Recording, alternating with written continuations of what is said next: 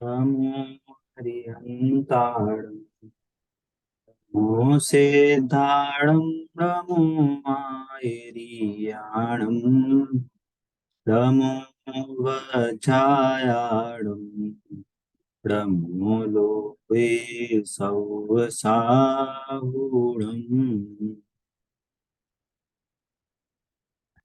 अभी हमारी मंगल शासन वन का हमारा चौथा पाठ, जैन गृहस्थ के शावक, इस पे हमारी चर्चा चल रही थी।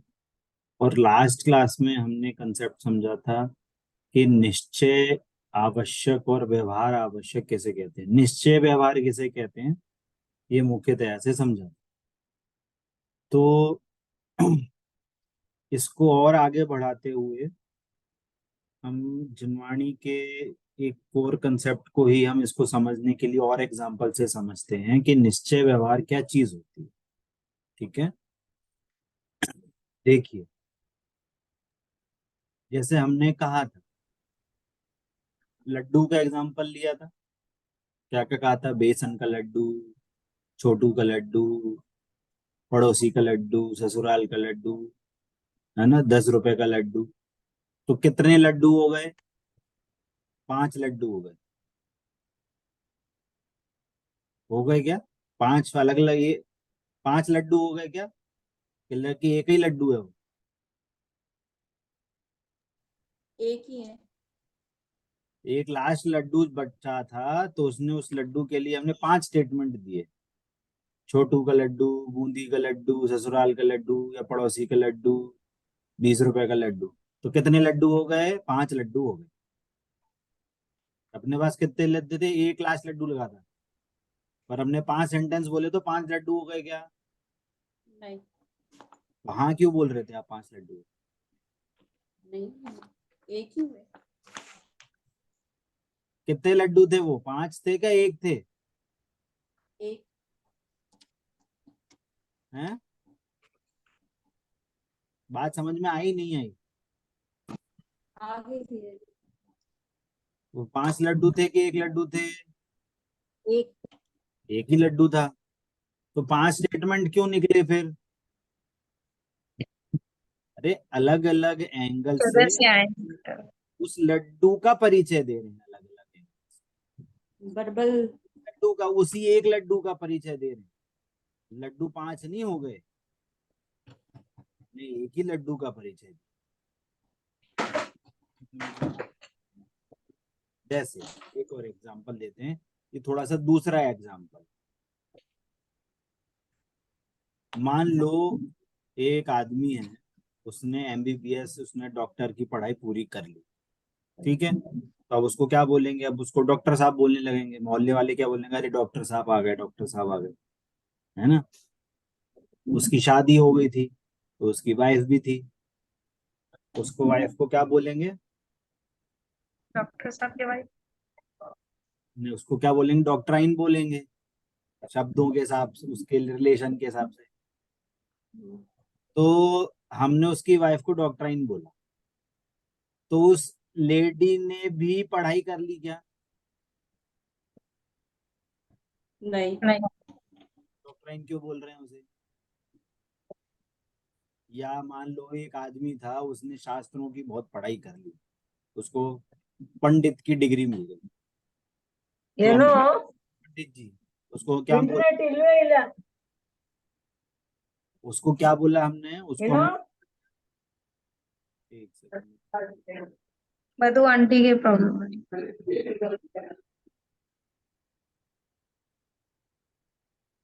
तो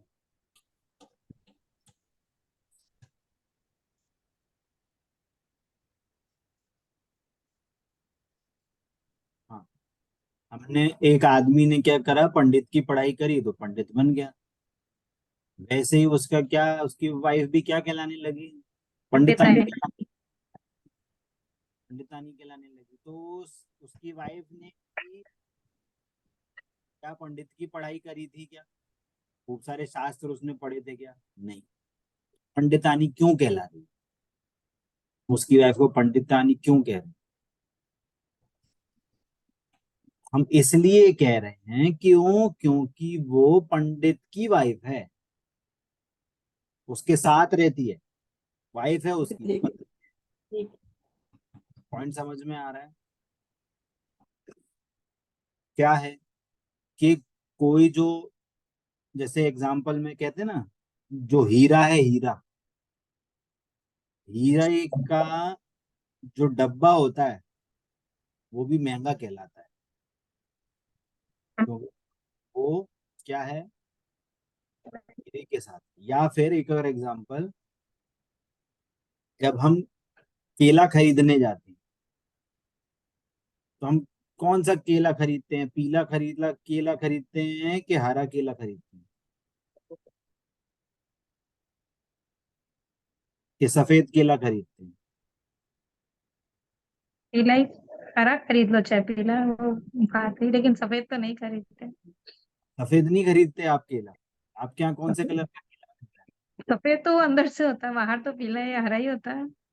अच्छा, बाहर ऐसा करते हैं, चलो ऐसा करते हैं, हम केला खरीद के ला रहे हैं, पीला पीला केला आपको दे दे रहे हैं, हम सफेद केला हम खरीद रहे, हम रख ले रहे, चलेगा क्या? फिर क्या बचेगा? बाकी तो बोल रहे हैं पीला केला खरीदते हैं। जब जिसकी यूटिलाइज हो तब वो पैसा, अगर हरा सब्जी के लिए यूटिलाइज चाहिए क्या तो हरा होता है, भी पीला लाएंगे। पीला केला कौन सा यूटिलाइजेशन होता है आपका, बताओ। वास्तव में केला तो सफेद ही होता है। सही बात है। सुनना, कि जो पीला हरा जिसको कह रहे हैं ना, वो तब तक उसकी वैल्यू है जब तक सफेद केला उसके साथ है। के साथ है। सफेद केला हट गया तो उस छिलके को क्या बोल रहे हैं, वो छिलका ही तो है, केला तो है ही नहीं वो। तो सही। उस छिलके की कितनी वैल्यू है? पीला सही बात। केला है, वो छिलका उतार के साइड में रख दिया और सफेद केला छिल साइड में रख दिया, तो अब वो छिलके की कितनी वैल्यू है? कोई वैल्यू नहीं। वैल्यू नहीं है। पर जब तक वो उसके साथ है तब उसको हम केला कहेंगे, जब तक वो छिलका उस सफेद केले के साथ है तब तक उसकी वैल्यू है। पर वो हमें पता है कि वहां पे भी केला, वो छिलका क्या है, वो केला नहीं है, साथ में भी है पर उसका हमें क्या पता है कि वो केला नहीं। जैसे हम उसको कहा ना कि वो पंडित की वाइफ पंडिताइन है, पर हमें पता है कि वाइफ ने कुछ नहीं पढ़ा, और तो भी हम उसको पंडिताइन कह रहे हैं, पंडितानी कह रहे हैं। समझ में, एंगल समझ में आ रहा है आपको? कि वैल्यू जो एक्चुअल जिसकी वैल्यू है, जो प्रयोजनभूत चीज है, उसके साथ यदि कोई दूसरी चीज भी है तो हम उसको उसके रिलेट करके हम उसको भी उतनी उसको कहते हैं उसके जैसा, पर वास्तव में वो उतनी वैल्यू नहीं है उसकी। पॉइंट समझ में आ रहा है? केले का छिलका आपको समझ में आ रहा है ना एग्जाम्पल? वैसे ही जो आत्मा के आश्रय से होने के आत्मा के आश्रय से जो होने वाली वीतरागता है, एक कषाय चौकड़ी, दो कषाय चौकड़ी, तीन कषाय चौकड़ी, है ना? अणुव्रती है तो दो कषाय चौकड़ी है, मुनिराज है तो तीन कषाय चौकड़ी के वीतरागता है। तो वास्तव में आवश्यक तो वो है, वो वीतरागता का अंश। अब जो उस अंश के साथ होने वाले जो शुभ भाव हैं, उसको भी हम आवश्यक कह देते हैं।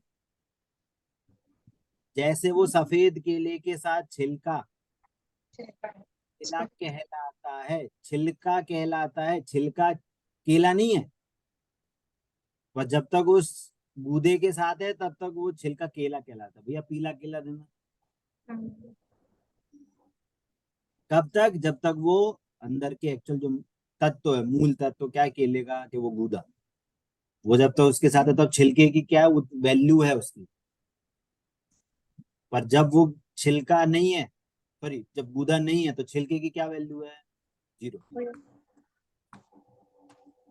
वैसे ही जब तक अंतर में वीतरागता, वो आंशिक शुद्धि है आत्मा के आश्रय से,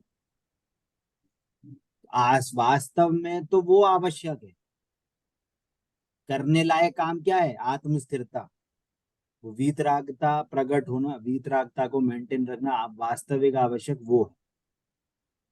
परंतु उस आवश्यक के साथ, उस वीतरागता के साथ जो उसके पैरेलल में, या शास्त्रीय शब्दों में कहें जो उसके सहचारी, मतलब साथ में होने वाला जो शुभ भाव है, उसको हम आवश्यक कह देते हैं।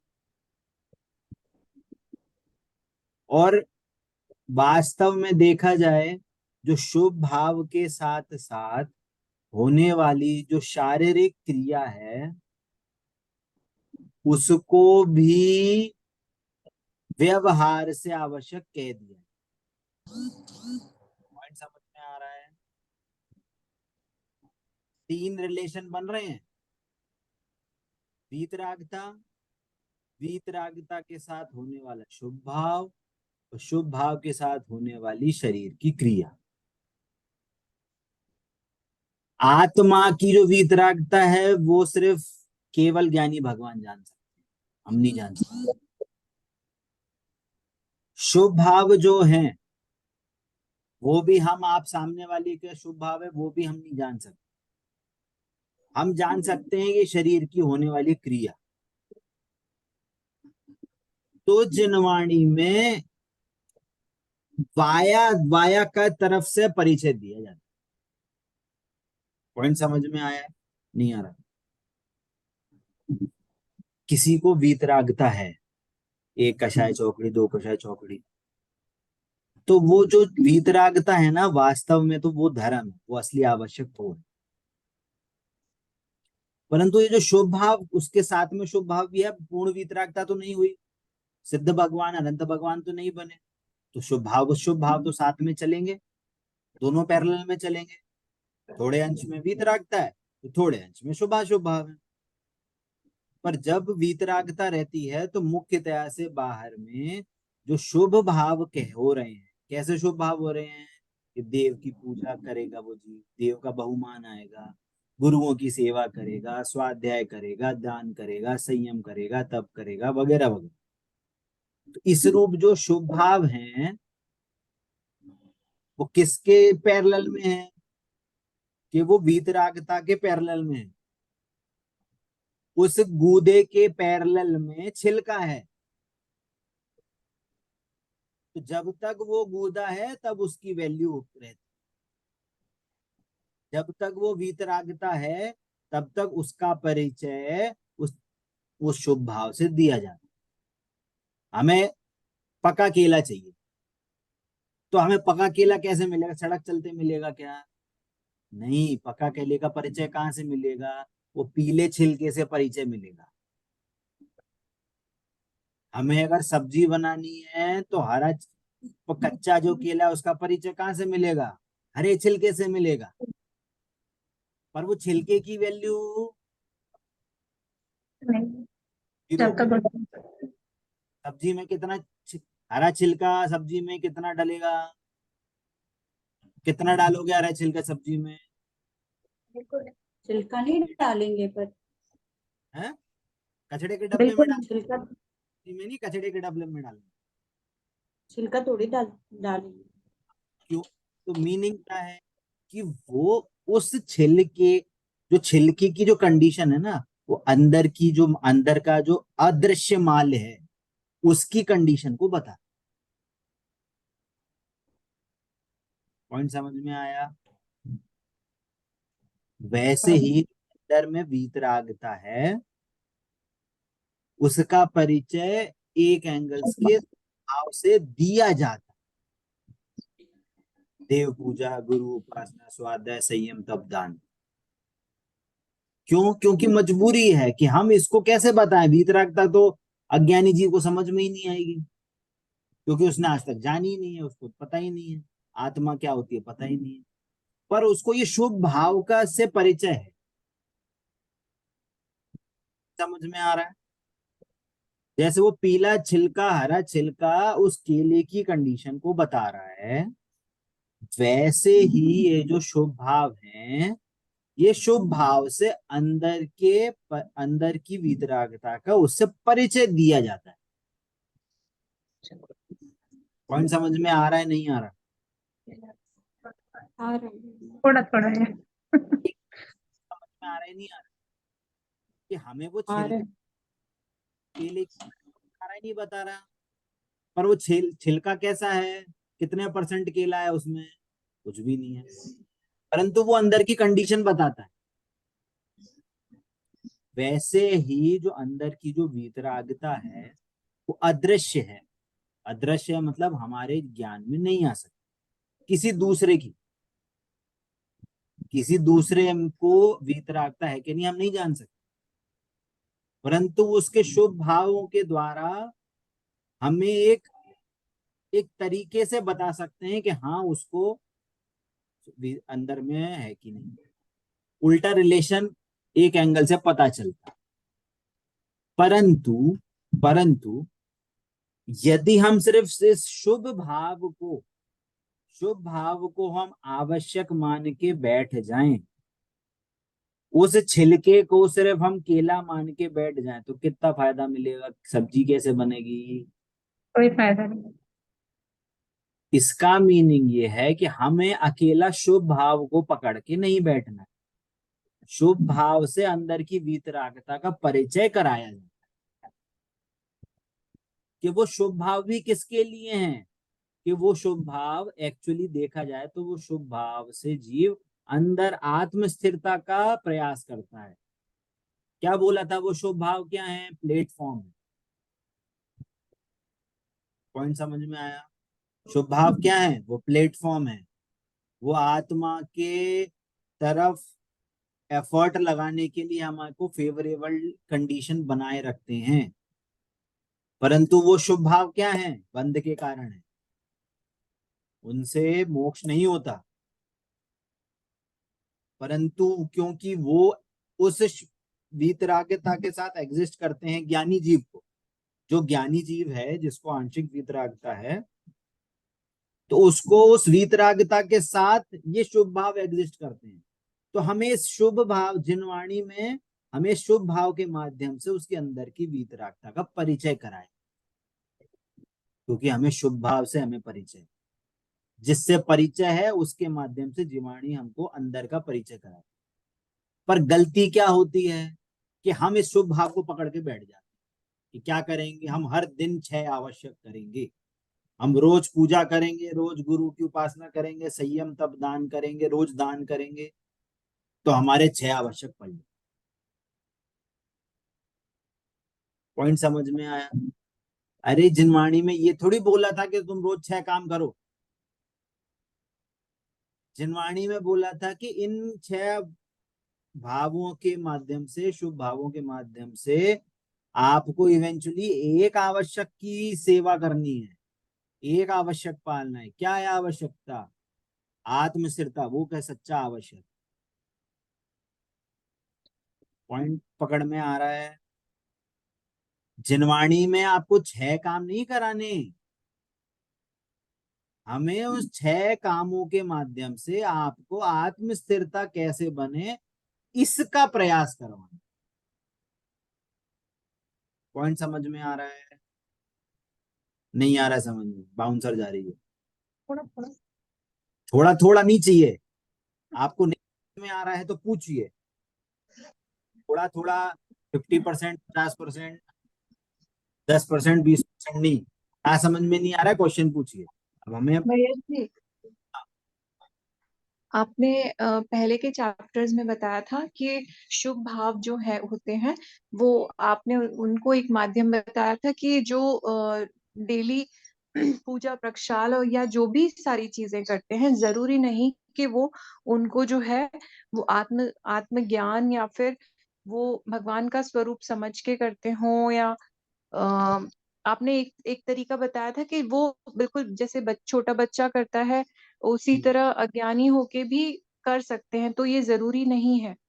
और यहाँ पे थोड़ी सी बात उसके थोड़ी सी अलग जाती हुई समझ में आती है कि वीतरागता से कनेक्टेड है, तो वही हाँ, चीज थोड़ी समझ नहीं आ रही है। देखिए देखिए मैंने उस टाइम पे ये बोला था कि यदि आपको भगवान का स्वरूप नहीं पता हो, भगवान का बहुमान नहीं हो, भगवान वीतरागी होते हैं, भगवान अनंत गुणों के, अनंत चतुष्टय के धारी होते हैं। यदि आपको ये नहीं पता है तो वो पूजा भी पूजा नहीं कहलाई जाएगी, ये बोला। तो वो पूजा किस सेंस में बोला था कि एटलीस्ट जो हमारे पूज्य हैं उनको हम यदि अर्घ्य चढ़ाते हैं तो हम अर्घ्य क्यों चढ़ाते हैं, इसका लॉजिक समझाया। कि हम आंख बंद करके बस 4 लाइनें पढ़ना को हम पूजा नहीं समझे, ये मीनिंग बताया। कि आप 4 लाइनें पढ़ लो और वो अर्घ्य चढ़ा दो, इसको आप यदि पूजा कहोगे तो वो तो आपका 8 साल का बच्चा भी पढ़ दे। 8 साल का बच्चा क्या, हम बहुत सारे ऐसे लोग होते हैं कि क्या करते हैं, 10 लक्षण में एक अपने नौकरों को बुला लेते हैं साथ में। एक साइड में तत्वार सूत्र पढ़ता है, एक साइड में पूजा पढ़ता है, एक साइड में भक्तांबर पढ़ता है। तीन नौकर आके 3 चीजें पढ़ रहे हैं उनके बगल में, और वो बैठ के भगवान के सामने तीनों चीजें सुन रहे हैं। बोलो पूजा हो रही कि नहीं हो रही? नहीं अच्छा, भैया जी। वो तो पढ़ रहा है तत्वार सूत्र, तो तत्वार सूत्र पढ़ने का पुण्य नहीं लगेगा उस नौकर को? वो पूजा भी पढ़ रहा नहीं, है, भक्तांबर भी पढ़ रहा है, तीसरा नौकर, उसको नहीं पर लगेगा पुण्य? तो अच्छा, पढ़ जो रहा वो है अपनी उसको तो ड्यूटी कर है, जो पढ़ रहा है उसको वो तो तो लगना अपनी चाहिए ना। ड्यूटी स्वरूप ही नहीं पता है तो कहाँ से पुण्य लगेगा। उसके अरे जो, भाव ही नहीं बन रहे हैं। वो तो ड्यूटी के उस पे आया है। हाँ, तो अकेला पढ़ना, मंदिर में अगर पुलिस वाले की ड्यूटी लगी है तो मंदिर में पुलिस वाला पूजा करने थोड़ी ना आया है, उसकी ड्यूटी लगी है तो वो बैठा है वैसे ही।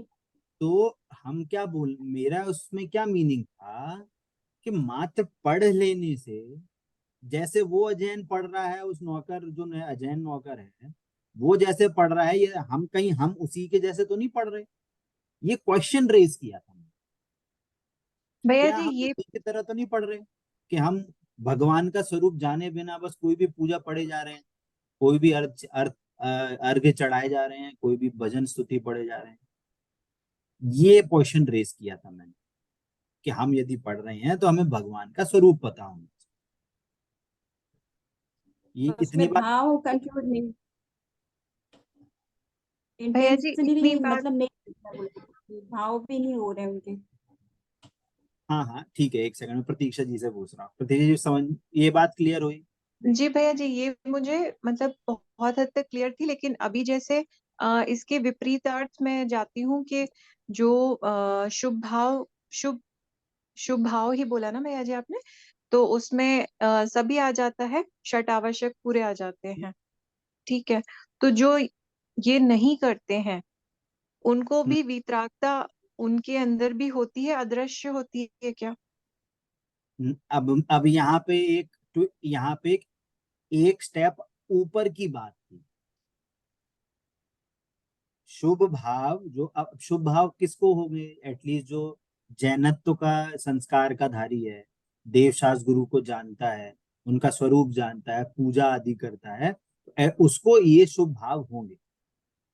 तो हम ये अभी मान के चल रहे हैं कि वो सारे देवशास्त्र गुरु का स्वरूप जानता है, उसकी महिमा है, स्वाध्याय आदि करता है। इतना हम अभी अंडरस्टूड लेके चल। अब यहाँ पे बात चल रही है कि जो जीव अपनी आत्मा का श्रद्धान करके, अपनी आत्मा का स्वरूप जान के, जिनको आंशिक वीतरागता प्रकट हुई है, अब ये जो स्टेट है ये एक स्टेट ऊपर की स्टेट है, कि जिन्हें अपने अंदर उनको आत्मा स्थिरता से उनको वीतरागता प्रकट हो गई। तो जिसको आत्मा का आनंद प्रकट हुआ है तो मंदिर जाएगा कि नहीं जाएगा? जाएगा। संयम आदि क्रिया करेगा नहीं करेगा? वो भी करेगा। स्वाध्याय करेगा कि नहीं करेगा? वो भी करेगा, सब कुछ करेगा, है ना? अब यहाँ पे क्या बात कही जा रही है कि अब उस ज्ञानी जीव को, हम उसको वर्ड क्या दे रहे हैं, ज्ञानी जीव। ज्ञानी मतलब जिसने आत्मा का ज्ञान हो गया है, जिसको आत्मा का सम्यक ज्ञान हो चुका है, आत्मा स्थिरता हो चुकी है। तो उस ज्ञानी जीव को क्या होगा कि दो धाराएं चलेगी, एक होगी वीतरागता की धारा कुछ अंश में, बाकी अंश में शुभाशुभ भाव की धारा चलेगी। जो अज्ञानी जीव है उसको आत्मा का दर्शन नहीं हुआ, उसको आत्म श्रद्धा नहीं हुआ, तो उसको वीतरागिता की धारा चलेगी क्या? उसको वीतरागता की धारा नहीं चलेगी, क्योंकि आत्मा का श्रद्धा नहीं है उसको, आत्मा का उसको ज्ञान हुआ नहीं, तो वीतरागता नहीं हुई। ठीक है, तो उसको सिर्फ और सिर्फ शुभ शुभ शुभ अशुभ की धारा चल रही है, सिर्फ, और कोई नहीं। ठीक है, अब जिस ज्ञानी जीव को वीतरागता की धारा चल रही है, तो वास्तव में हमें क्या करना है? उस वीतरागता की पूर्णता करनी है। तो वास्तव में करने लायक काम क्या है कि वीतरागता जो प्रकट हुई है वो करने लायक काम है। तो वास्तविक आवश्यक हम इस वीतरागता को बोल रहे हैं, जितने अंश में वो वीतरागता प्रकट हुई। पॉइंट समझ में आया? तो वो आवश्यक करने लायक काम क्या है कि आत्मस्थिरता, है ना, इसको वीतरागता बोले, आत्मस्थिरता बोले, आत्मश्रद्धान बोले, भेद विज्ञान बोले, एक ही बात है, शब्द अलग अलग हैं पर मीनिंग एक ही है ना, कि वो जो वीतरागता है वो करने लायक, वो आवश्यक करने लायक काम। अब जब जो वीतरागता है उसके पैरेलल में शुभ अशुभ भाव होते हैं। अज्ञानी जीव को इस वीतरागता से कुछ परिचय ही नहीं है, क्योंकि उसको कभी उसने श्रद्धान आत्मश्रद्धान किया ही नहीं, उसको इससे परिचय ही नहीं है वीतरागता से। उसको शुभ शुभ भावों से परिचय है कि देव पूजा क्या होती है, गुरु की उपासना क्या होती है, संयम तप दान क्या होता है, उसको इससे परिचय है। पॉइंट पकड़ में आया? इसलिए वीतरागता का परिचय कराने के लिए अज्ञानी जीव को शुभ भाव का आश्रय लेके उसको उसको उससे परिचय कराया जाता है कि ज्ञानी जीव को ऐसे ऐसे शुभ भाव होते हैं, ज्ञानी जीव को देव की बहुमान होता है, ज्ञानी जीव को गुरु की उपासना, गुरु की सेवा करने का भाव आता है, ज्ञानी जीव को संयम लेने का भाव आता है, ज्ञानी जीव तप तप भी करता है, ज्ञानी जीव दान भी करता है, ज्ञानी जीव स्वाध्याय भी करता है, वगैरह वगैरह। तो हमें वास्तव में उस शुभ भाव से ज्ञानी जीव की जो वीतरागता की परिणति है उसका परिचय उस एंगल के थ्रू कराया जाता है। परंतु वो शुभ भाव क्या है? वो शुभ भाव अपने आप में बंध का कारण, वो छिलका वास्तव में केला नहीं है, परंतु वो छिलके से उस अंदर का जो गूदा है उसकी कंडीशन पता चलती है। पकड़ में आ रहा है प्रतीक्षा जी? जी भैया जी। तो हमें इस 6 आवश्यक के पाठ में, गृहस्थ के 6 आवश्यक के पाठ में, हमें आपसे 6 आवश्यक नहीं करानी। ये हिडन मैसेज है। ये क्या है? ये हिडन मैसेज है कि हमें आपसे 6 काम डेली नहीं करवाने। हमें आपसे इस 6 आवश्यक के माध्यम से आत्म स्थिरता कैसे हो, हमें आपसे ये काम करना। पॉइंट समझ में आया? हाँ भैया जी। जनरली लोग ये समझते हैं कि हम यदि 6 आवश्यक करेंगे तो हमारा धर्म पल जाएगा। उन्हीं को टारगेट लेके भैया आपसे क्वेश्चन पूछा, क्योंकि आपने हमें पहले ही ये समझाया था कि जरूरी नहीं है कि शुभ भाव जो रखते हैं वो मतलब आत्मस्थिरता समझ सके या जान सके या अंतरात्मा वाली स्टेज पे आ सके, जो आपने पहले पढ़ाया था, बहिरात्मा, हम्म अंतरात्मा, हम्म परमात्मा, ऐसे। हम्म पॉइंट समझ में आया है ना? अब इस चैप्टर को समझते हैं कि अब यहाँ पे बात आई थी निश्चय आवश्यक और व्यवहार आवश्यक। जैसे हम उस लेडी को पंडितानी कह रहे हैं, क्यों? क्योंकि उसका पति पंडित है, पंडित के साथ रहती है, उसका रिलेशन है उससे। वैसे ही निश्चय आवश्यक क्या है कि आत्म स्थिरता निश्चय आवश्यक है। और जो बाहर में ये जो 6 रूप शुभ भाव हैं, ये व्यवहार है। तो हम व्यवहार से कहते हैं। तो आवश्यक कितने हो गए? 1 के 6 के 10। एक। एक ही आवश्यक, आत्मस्थित, परंतु उसका परिचय हम शुभ भाव से दे रहे हैं, तो उसको हम आवश्यक कहते हैं। पॉइंट समझना, आवश्यक तो एक ही है। पॉइंट समझ में आ गया? क्लियर हुआ कि थोड़ा थोड़ा? तो पूरा मधु जी समझ में आया? नहीं आया समझ में? जैसे उस छिलके को, जैसे उस छिलके को हम क्या कह रहे हैं, भैया केला देना, पीला केला। पीला केला भी नहीं, हम सीधे बोलते हैं भैया केले का क्या भाव, केला का क्या भाव? छिलके को देख के। तो हम क्या बोलते हैं, भैया अरे ये कच्चा केला है, पका नहीं है। छिलके को देख के केला देख लिया आपने। पॉइंट समझ में आया? ये केला नहीं चाहिए, हाँ ये केला दे दो, ये हाँ ये पका हुआ है, ये बढ़िया, ये गुच्छा अच्छा है। तो हम क्या देख रहे हैं, छिलके को देख के अंदर के केले का हम पहचान जाते हैं। हमें ये सीखना नहीं है, ये क्वालिटी हमें ऑलरेडी आती है। जिनवाणी में भी ऐसा ही उपदेश दिया हुआ कि जिनको ऐसे शुभ भाव होते हैं, इस रूप शुभ भाव होते हैं, तो उनके अंदर आवश्यक होता है। या उल्टा कहें कि जिनको ऐसे असली में जो वीतरागता प्रकट होती है, इनको बाहर में उनके ऐसे शुभाशुभ भाव देखे जाते हैं। पर पॉइंट क्या मिस कर जाते हैं हम, कि हम समझते हैं कि इस 6 आवश्यक को पालेंगे तो हमारे को वीतरागता हो जाएगी, हमारे को धर्म हो जाएगा। ये उल्टा कनेक्शन बैठा। कनेक्शन वीतरागता से है, वीतरागता है तो वो शुभ अशुभ भाव की वैल्यू है। हम क्या बैठाते हैं कि हम पहले छिलका को कलेक्ट कर ले रहे, तो छिलका कलेक्ट करने से हमें केला भी मिल जाए, ऐसा है क्या? हम क्या कर रहे हैं, मंडी खत्म होती है ना, तो रात के 10 बजे चलते हैं मंडी में, छिलके छिलके मिलेंगे तो वो ले जाते हैं, उससे कल सुबह सब्जी बनाएंगे। चलेगा क्या? नहीं। और हम आज तक यही काम कर रहे हैं।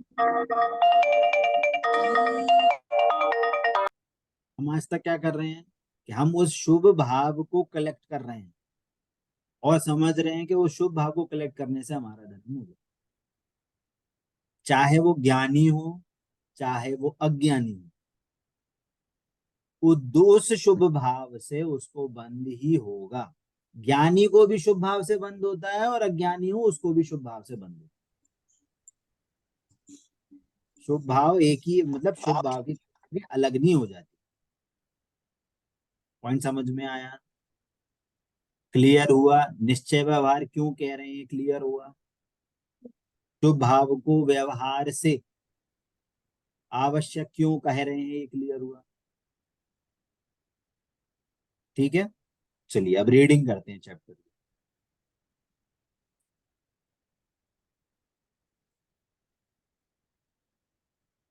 यानी एक एक पैराग्राफ वापस से पढ़। आवश्यक को मुख्यतः से 6 भागों में वर्गीकृत किया है।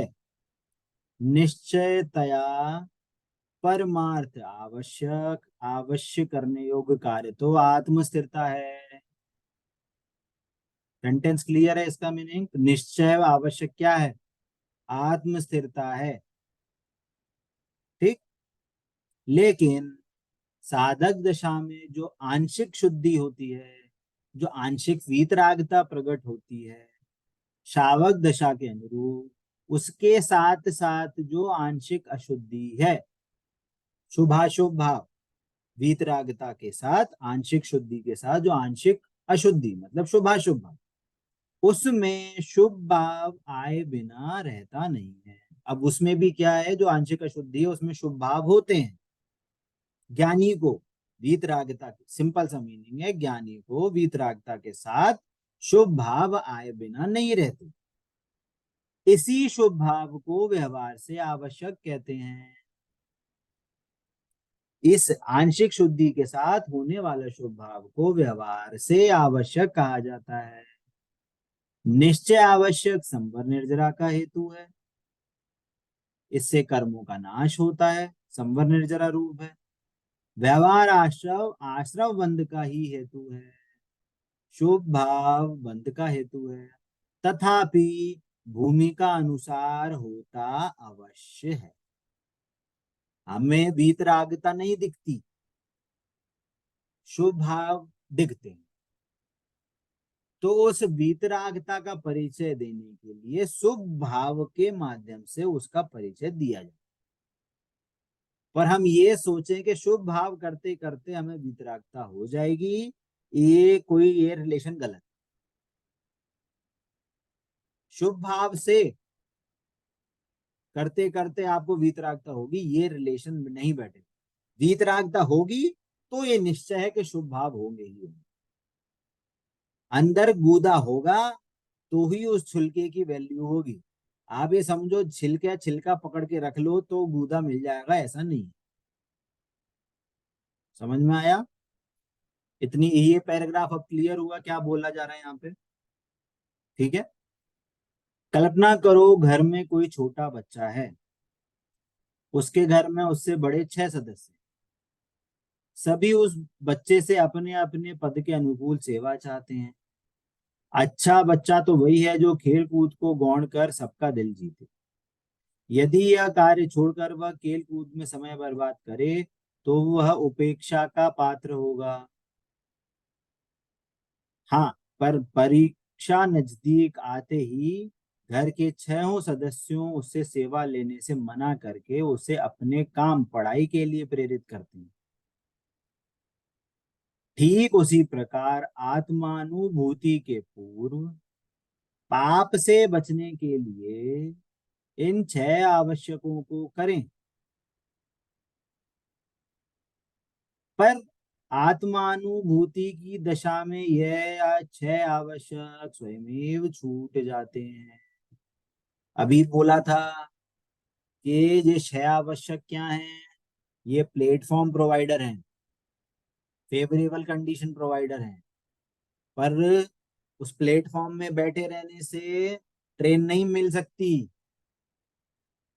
उस प्लेटफॉर्म को छोड़ के आपको ट्रेन को पकड़ना है। 6 आवश्यक क्या है? कि पाप से बचाने के लिए आपको ये प्लेटफॉर्म प्रोवाइड करा रहे हैं कि वो प्रवृत्ति पाप में नहीं जाए, देव शास्त्र गुरु के समीप रहे। इसलिए ये 6 आवश्यक रूप जो परिणति है, इसका उपदेश दिया जाता है कि आप इन 6 आवश्यकों रूप अपनी भूमिका अनुसार अपनी इस क्रिया को पालते रहो। उपदेश किसका है? उपदेश भी ऐसा ही है कि 6 आवश्यक करने चाहिए, पर हेडिंग मीनिंग क्या है? हेडिंग मीनिंग है कि आपको आत्मस्थिरता का एफर्ट करना है। जैसे एग्जांपल दिया कि बच्चे को उस 6 सदस्यों की सेवा करनी चाहिए। उपदेश का मिलेगा, भैया बच्चे हैं, बड़ों का आदर करना चाहिए, बड़ों की सेवा करनी चाहिए। परंतु परीक्षा का टाइम हो तो नहीं करी, कोई प्रॉब्लम नहीं है, पढ़ाई कर रहे हो ना, वो उससे और अच्छा काम। 6 आवश्यक क्या है? करने योग्य काम तो है, परंतु इस कीमत पे नहीं चाहिए 6 आवश्यक कि आप अपनी आत्मानुभूति नहीं करने का एफर्ट नहीं करो, आप आत्म स्थिरता करने का एफर्ट ही नहीं करो। इस लेवल के लिए 6 आवश्यक नहीं है। 6 आवश्यक इसलिए है कि आपके एफर्ट आत्म स्थिरता के लिए बने, है ना? पॉइंट समझ में आया प्रतीक्षा जी? मतलब गोल जी भैया। गोल पॉइंट हमारा आत्मानुभूति है, यस आत्मस्थिरता है, पर ऑन द वे ये 6 आवश्यक कार्य हैं जो हमें पाप भाव से बचाते हैं। यस यस, बिल्कुल सही बोला। हाँ प्रतीक्षा जी, आप कुछ पूछ रहे थे क्या? नहीं भैया जी, मैं बोल रही थी आ गया समझ में। चलिए बढ़िया। सुनैना जी समझ में आया? आ है गया ना? भैया जी। हाँ। चलिए बढ़िया। इन 6 आवश्यकों, हाँ ये सब तो हो गया, ठीक है। पद्मनंदी पंचविंशति ग्रंथ में ऐसे छठ आवश्यक बताए गए। किसके हैं? ये गृहस्थ के, है ना। ये हमको, ये जो श्लोक है ये हमें कंठस्थ होना चाहिए। बहुत सरल है और बहुत मार्मिक भी है ना। देव पूजा गुरु पास्थि स्वाध्याय संयम तपः दानन चेति गृहस्थानाम षट कर्माणि दिने। क्या क्या बोल रहे हैं इसका शब्द देगा। देव पूजा, गुरु उपासना, गुरु उपासना मतलब गुरु की उपासना, स्वाध्याय, संयम और तपः। इसका क्या है, उन्होंने संधि कर दिया, संयम तपः हो गया, संयम और तपः, है ना।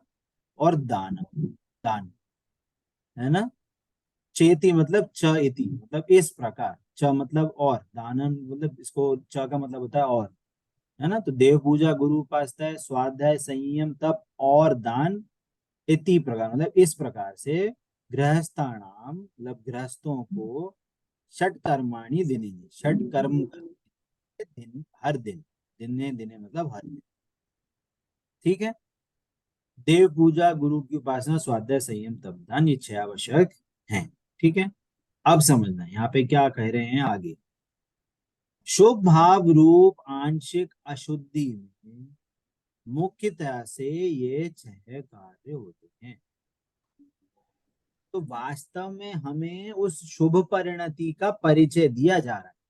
जिसके अंदर में वीतरागता है उसके साथ जो होने वाली शुभ परिणति है, हमें उसका परिचय दिया जा रहा है। उस ज्ञानी जीव की शुभ शुभ परिणति। पॉइंट समझ में आया? वो शुभ भाव तो एक ही पर्याय है, चारित्र गुण की वो शुभ एक ही पर्याय है, पर उसको हम 6 तरीके से बता रहे हैं। उसी शुभ को, जो शुभ परिणति, शुभ जो शुभ भाव कह रहे हैं आप उसको, वो शुभ भाव तो एक ही पर्याय है। कैसे? चारित्र गुण की वो शुभ पर्याय, पर उसको शुभ भाव जब होते हैं तो उसकी किस किस रूप बाहर में क्रिया होती है, उस एंगल से उसको 6 तरीके से आपको बताया है। वो शुभ ही पर्याय है, वो शुभ ही भाव। पॉइंट समझ में आया? नहीं आया? आगे जो शुभ भाव है उसका परिचय 6 तरीके से दिया जा रहा है कि वो कैसे कैसे शुभ भाव होते हैं। इनके अलावा भी शुभ भाव हो सकते हैं, जरूरी नहीं है 6 ही हो। 6 के अलावा भी और शुभ भाव हो सकता है। किसी जीव की दया का शुभ भाव हो सकता है। किसी जीव, मान लो कोई कोई गाय गिर जाए, उसको चोट लग जाए, या कोई बच्चा हो उसको चोट लग जाए, तो उसको दया का भाव आएगा, तो वो शुभ भाव नहीं है। दया का भाव शुभ भाव नहीं है। मान लो मंदिर में कुछ गंदगी हो जाए, तो मंदिर की साफ सफाई करना, जिनवाणी की वैया वृत्ति करना, जिनवाणी फट जाए उसकी सेवा कर, तो वो क्या शुभ भाव नहीं है? वो भी शुभ है। भाव है। पर आप ये बोलो कि ये जिनवाणी की सेवा तो इसमें लिखा नहीं, तो हम तो नहीं करेंगे जिनवाणी की सेवा। अब वो 6 आवश्यक में नहीं बोला उसको। जिनवाणी की सेवा कहीं लिखा है क्या इसमें? मंदिर की साफ सफाई करना लिखा है क्या कहीं इसमें 6 आवश्यक में? लिखा है क्या? नहीं लिखा।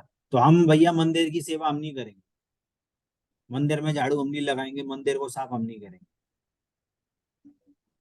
तो ये लॉजिक है क्या यहाँ पे? अरे ये लॉजिक नहीं दिया जा रहा।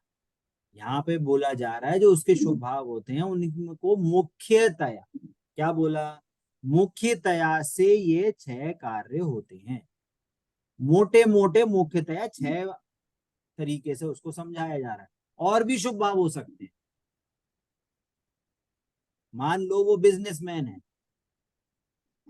उसने बिजनेसमैन है और ज्ञानी है, तो क्या ले लिया उसने? ये नियम ले लिया। क्या नियम ले लिया? कि मैं 20% से ज्यादा कमीशन नहीं लूंगा। ने नियम ले लिया, मान लो। तो क्या ये शुभ भाव है कि नहीं? कि मैं किसी को 20% ज्यादा एक्सप्लॉइट नहीं करूंगा, मेरा मार्जिन 20% है, कोई भी कुछ भी हो जाए मैं 20% से ज्यादा नहीं लूँ। उसने नियम ले लिया ये। अब कोई बोले ये तो लिखा नहीं है, पर तो क्या क्या संयम तो कहलाएगा? है, है? संयम तो है ना इसमें कि हमने खुद को, ये चीजें लिखी नहीं होंगी। आपने बिल्कुल सही बोला कि ये संयम के अंडर आएगा, पर हम ये बोल रहे हैं संयम जनरली लोग खाना पीना छोड़ना, कपड़े छोड़ इसको ही खाने उसको ही संयम हमेशा गिनते हैं। अरे दूसरी चीज भी तो शुभ भाव हो सकती है, दूसरी चीज भी तो संयम हो सकता है। पॉइंट ये बताया जा, तो कहने का मतलब कि हमें इन सिर्फ 6 चीजों को ही पकड़कर नहीं रहना है, हमारी दृष्टि थोड़ी ब्रॉड होनी चाहिए। ब्रॉड एंगल से सोच के हमें ये चीजें पढ़नी चाहिए जिनवाणी। पॉइंट समझ में आ रहा है? मैं इसलिए बोला कि यहाँ पे एक वर्ड आया कि यहाँ पे जो आंशिक अशुद्धि में जो शुभ भाव होते हैं उसको मुख्यतया से वहां पे 6 कार्य बताए हैं, पर अकेला 6 कार्य को पकड़ के नहीं बैठ जाना, और रूप भी शुभ भाव हो सकते हैं ज्ञानी को, है ना? ये वाली बात यहाँ चल रही है ना? आगे क्या बोलते हैं? देव शास्त्र गुरु तो परम पदार्थ हैं, इन्हीं के आधार से तो धर्म है, इसीलिए इनके प्रति सहज ही बहुमान आना स्वाभाविक है। प्रथम 3 आवश्यक इन्हीं की मुख्यता से हैं। संयम तप अपने शरीर के प्रति ममत्व घटाने के सीधे कारण है, साथ ही साथ जीव दया रक्षा का भी इसमें सीधा संकेत है, तथा दान में परोपकार की भावना मुख्य। तो यहाँ पे यदि हम समझेंगे जो 3 हैं शुरुआत के 3 आवश्यक, वो देव शास्त्र गुरु की प्रति जो बहुमान है, उनके प्रति जो भक्ति भाव है, उनके प्रति जो सेवा का भाव है, उस एंगल से 3 आवश्यक कहे गए हैं। और उसके बाद जो 2 हैं, कौन सा? संयम और तप। तो ये जो शरीर के प्रति जो ममत्व अभी भी बचा हुआ है गृहस्थ को, उसके ममत्व को घटाने, रागांश को घटाने, जो राग अभी भी विद्यमान है उसको मिटाने के लिए ये आवश्यक कहे गए। और क्या? जो दान है वो परोपकार की भावना, सामाजिक दृष्टि से समाज को परोपकार की भावना से वहां दान देना, औरों का उद्धार करना। जो जीव जिन मार्ग में आगे बढ़ रहे हैं या जिन मार्ग की प्रभावना में लगे हैं, उस कामों के लिए आप दान दें, उसकी प्रभावना के लिए 6वां आवश्यक कहा गया। ठीक है? जो हमने देव पूजा का स्वरूप समझा था, है ना, एक बार यहां से पढ़ लेते हैं कि जो वीतरागी तथा सर्वज्ञ होते हैं वे सब देव हैं, उनका गुणानुवाद करना, उनके आकार का अवलोकन करना, उनका स्वरूप विचारना, उनके वचन सुनना आदि सब देव पूजा है। यहाँ पे कहाँ लिखा है कि अर्घ चढ़ाना मात्र देव पूजा है? कहीं लिखा है यहाँ पे? अकेला, मैं उसको उसको देव पूजा नहीं कह रहा हूँ, वो भी देव पूजा है। पर क्या बोला उनके है? गुणों का, हाँ बोलिए। उनके गुणों का अनुवाद करना या उनका बहुमान करना, ये भी तो उनकी हाँ है महिमा ना, का गुणगान। हाँ हाँ है ना। तो भक्ति भी देव पूजा है, स्तुति भी देव पूजा है, भजन गाना भी देव पूजा है। हमारे को क्या, देखिए, हम जिनवाणी में कभी भी शब्द मलेच्छ नहीं बनना चाहिए, मतलब कि हमें कभी भी उस शब्द को पकड़ के नहीं बैठना है। जिनवाणी में हर एक शब्द के बहुत मीनिंग होते हैं। एक लाइन भी यदि लिखी है तो उस लाइन का सिर्फ हम शब्दार्थ नहीं समझे, बहुत अर्थ होते हैं उस लाइन के। शब्दार्थ होता है, भावार्थ होता है, आगमार्थ होता है, मतार्थ होता है, बहुत अर्थ होते हैं। माँ अपने बेटे से बोलती है, पुस्तक ये बुक खोल, मैं तेरे को पीटूंगी। खोल तू बुक खोल, पता कॉपी खोल, मैं तेरे को पीटती हूँ, बुक में आग लगा दूंगी, बैग में आग लगा दूंगी। क्या मीनिंग है इसका? बच्चा क्या बोलेगा? बढ़िया, मैं तो बुक नहीं खोल रहा, मेरे को कुछ नहीं पढ़ना, मेरे को होमवर्क नहीं करना। बोलो, बच्चा क्या बोलेगा? बढ़िया है, मम्मी ने तो मना कर दी बुक खोलने से, तो बुक फाड़ के फेंक देंगी मम्मी, तो क्या करो? बिल्कुल बुक नहीं खोलो, होमवर्क बिल्कुल नहीं करो, बढ़िया आराम से टीवी देखो। ये मीनिंग है क्या? क्या मीनिंग है इसका? मीनिंग है कि पढ़ाई कर, कहीं बाहर गया तो पिटेगा, कोई और काम करेगा तो पिटेगा। कैसे समझ में आ जाता है? कैसे समझ में अटेंशन वो करना है? उसे अटेंशन वो करना है कि तुम्हारा जो अटेंशन है वो बुक की तरफ होना चाहिए, पढ़ाई की तरफ होना चाहिए। हाँ, तो ये कैसे समझ में आया? शब्द तो कुछ और बोल रहे थे। मतलब कहने का मतलब है, हमें शब्दों के पीछे का हिडन मीनिंग हमें समझ में आता है, हमें वो कला आती है। पर जैसे ही जिनवाणी पढ़ते हैं सब एकदम पूरी कला को भूल जाते, दिमाग बंद हो जाता। क्यों? क्योंकि हमें अपना हित करने का हमें समझ में ही नहीं आता उपाय। यहाँ क्या कह रहे हैं कि उन वीतरागी देवों का गुणानुवाद करना, उनके आकार का अवलोकन करना, मतलब भगवान कैसे होते हैं, उनका स्वरूप विचारना, उनके वचन सुनना, वो देव पूजा है। देव पूजा का मतलब ये नहीं है कि बस तुम जिनवाणी पढ़ के अर्घ पढ़ के आ जाओ और अर्घ चढ़ा जाओ तो देव पूजा हो गई। अरे भगवान कैसे होते हैं इसका विचार करना भी देव पूजा है। मतलब कहने का देखो, कहने का मतलब ये है कि हम, हमारे साथ अभी तक चीटिंग हो रही थी। हम क्या समझते थे कि पूजा पीठिका पढ़ लो, स्थापना कर दो, अर्घ, 8 अर्घ पढ़ दो, जयमाला पढ़ दो, विसर्जन कर दो, हो गई पूजा। बोलो, इसके अलावा किसी को पता था कि ये पूजा, इसके अलावा और भी चीज, कोई चीज पूजा है? कि भगवान का स्वरूप विचारना भी देव पूजा है। भगवान कैसे होते हैं, भगवान को निहारना, भगवान आप ऐसे होते हैं, आप वीतरागी देवो, बस इसको निहारते रहो और इसका विचार करते रहो कि हे भगवान आप सर्वज्ञ वीतरागी हो, तो भी आपकी पूजा चल रही है। अब मत चढ़ा के आओ, आप मंदिर में एक भी अर्घ चढ़ा के नहीं आओ, आप बस इस चीज का विचार करो भगवान कैसे होते हैं, तो भी आपकी देव पूजा होगी। बोलो, अभी तक सुना था ऐसा? और जिनवाणी में लिखा है ये, मैं अपने मन से नहीं बोल रहा।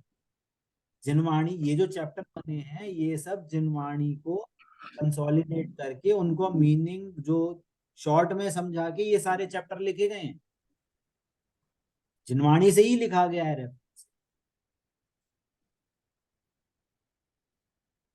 जिनवाणी में कहीं नहीं लिखा कि अर्घ चढ़ाओगे तो ही अकेली वही देव पूजा होगी। जिनवाणी में हर जगह ऐसा भी लिखा है, अरे आपके पास अर्घ नहीं है, आप अर्घ नहीं चढ़ा सकते, आप भगवान की स्तुति गा के आ जाओ तो भी देव पूजा है। आप भगवान के सामने बैठ के आप अपने दुख दर्द अपने भगवान के सामने रखो, और भगवान का बहुमान आ जाए कि अरे भगवान आपको तो ऐसे दुख दर्द है नहीं, मैं भी आपके जैसा भगवान बनूंगा, और ऐसे भाव आ जाए तो भी देव पूजा होगी। पर हम क्या मानते हैं कि हमें तो अर्घ्य चढ़ा के आना, बिना अर्घ्य चढ़ाए देव पूजा नहीं, बिना थाली लगाए देव पूजा नहीं। अरे उसकी मनाही नहीं चल रही, अर्घ्य चढ़ाने की मनाही नहीं चल रही है। बात यह है कि हम किसी क्रिया विशेष को बैठ के उसमें हट नहीं करें, उसको पकड़ के नहीं बैठ जाए, है ना। यहाँ जिनवाणी में आता है शब्द मलेच्छ नहीं हो जाए, कि हम उस बस से उस चीज को ही पकड़ के बैठे। पॉइंट समझ में आ रहा है? हमारा माइंड बहुत ब्रॉड होना चाहिए। हमारे को जैन धर्म को समझने के लिए हमें संकुचित सोच वालों को जैन धर्म समझ में नहीं आता। जो शार्प माइंडेड होते हैं, जो ब्रॉड माइंडेड होते हैं, जो लॉजिक को पकड़ लेते हैं, वो ही जैन धर्म को जल्दी समझते हैं। क्योंकि जैन धर्म लॉजिकल है। वो किसी की आज्ञा प्रदान या ऐसा ही होता है, तुम्हें ऐसा ही करना है, यही धर्म होता है, ऐसे नहीं है जैन धर्म। जो लॉजिकल होगा, पढ़ा लिखा होगा, उसको सबसे जल्दी समझ में आएगा जैन धर्म। याद होगा हमने देव पूजा के 2 अर्थ करे थे, पूज्य पूजक, पूजा पूजा का फल। एक में हमने ग्रहित मिथ्यात्व का नाश करा था और एक में हमने अग्रहित मिथ्यात्व का नाश, है ना। तो वास्तव में जो ये अग्रहित मिथ्यात्व का नाश करा है, वास्तव में वो वास्तव में देव पूजा है, निश्चय देव पूजा वो है। क्यों? क्योंकि हमारा एम क्या था? हमारा एम था वीतरागता प्रकट करना। तो जो अग्रहित मिथ्यात्व का नाश हुआ है, उससे अनंतानुबंधी कषाय का नाश हुआ है। अनंतानुबंधी कषाय का नाश हुआ है मतलब एक देश वीतरागता वो हमें प्रकट हुई। तो वास्तव में देव पूजा वो है। और व्यवहार में देव पूजा क्या है? कि जो भगवान के बहुमान से जो ग्रहित मिथ्यात्व का नाश हुआ, वो वास्तव में व्यवहार से देव।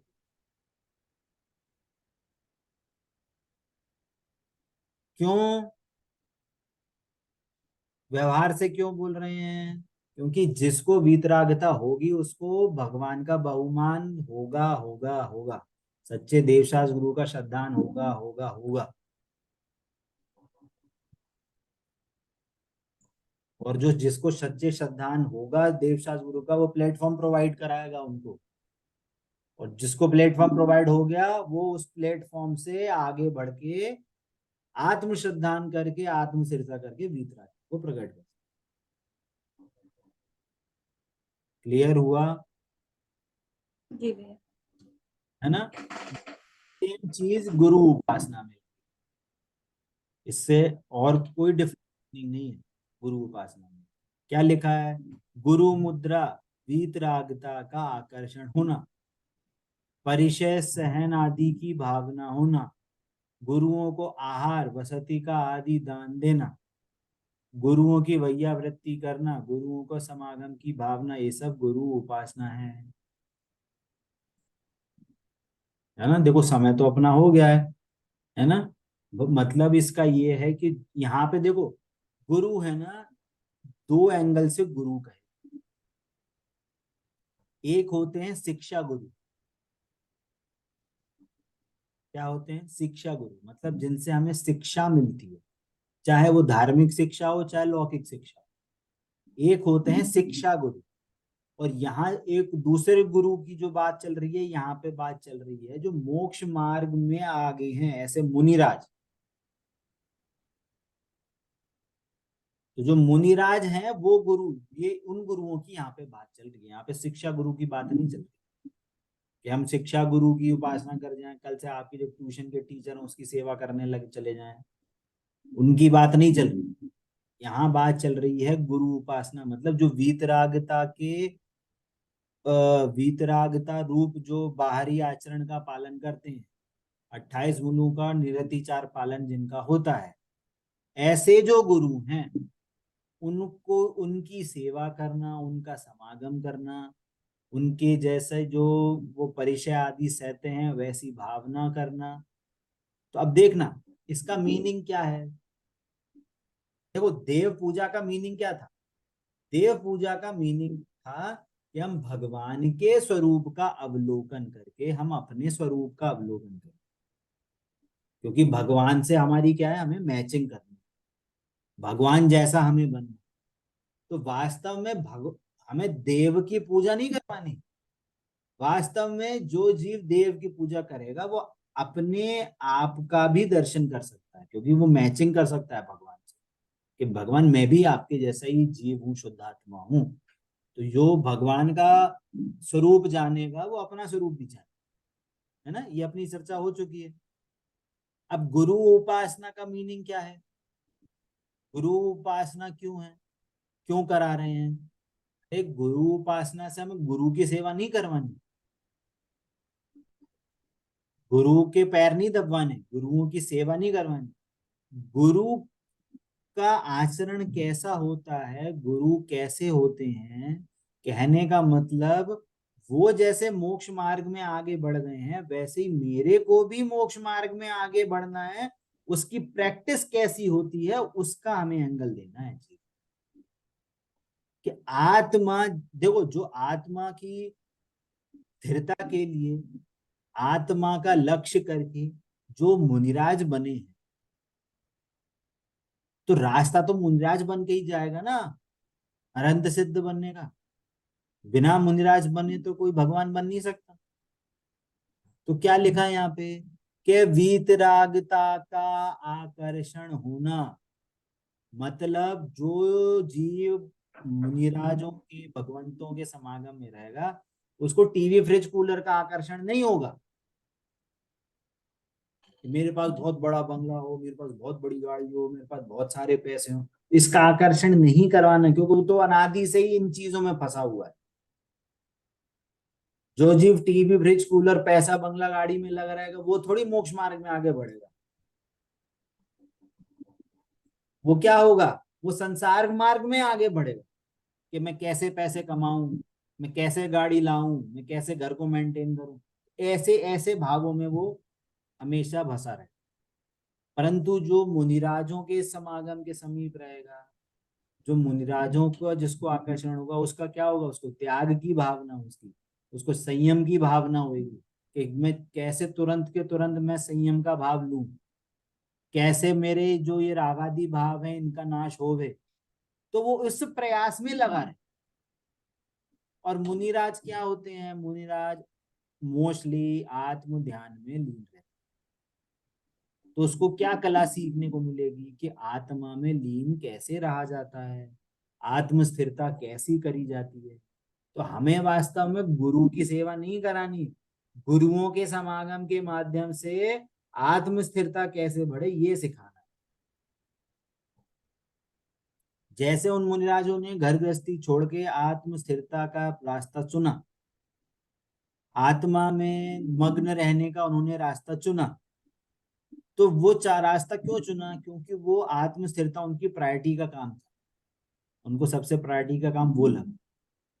तो वैसे ही जो जीव मोक्ष मार्ग में आगे बढ़ना चाहता है, आत्म स्थिरता में और लीन होना चाहता है, वो गुरु उपासना के रूप उसको शुभ भाव आएंगे। परिचय सहनादि करने के भाव आए, तो गुरुओं को आहार कराने का भाव हो, गुरुओं की सेवा करने का भाव हो, गुरुओं के साथ रहने का भाव हो। पॉइंट समझ में आ रहा है। ठीक है। देव पूजा गुरु उपासना का भाव यही है कि हमें हमारे गुरुओं के पंच परमेष्टि के साथ में समक्ष जाके हम अपनी स्थिरता कैसे करें, आत्मलीनता कैसे, है ना। देव पूजा में अरंत सिद्ध भगवान आ गए, गुरु उपासना में आचार्य उपाध्याय साधु आ गए, मतलब पंच परमेष्टि इसमें इंक्लूड हो जाए। क्लियर हुआ, कोई डाउट। टाइम तो हो गया अपना, कोई डाउट हो तो पूछ सकते हैं, नहीं है चलिए। जिनवाणी के ज्ञान से सूझे लोकालो, सो वाणी मस्तक नमो सदा देता दो। बोलिए द्वाचांग में जिनवाणी माता की जय हो, जय हो, जय। अहिंसामय जैन धर्म की जय हो, जय। जय जिनेन्द्र सभी हो। जय जिनेन्द्र सभी को।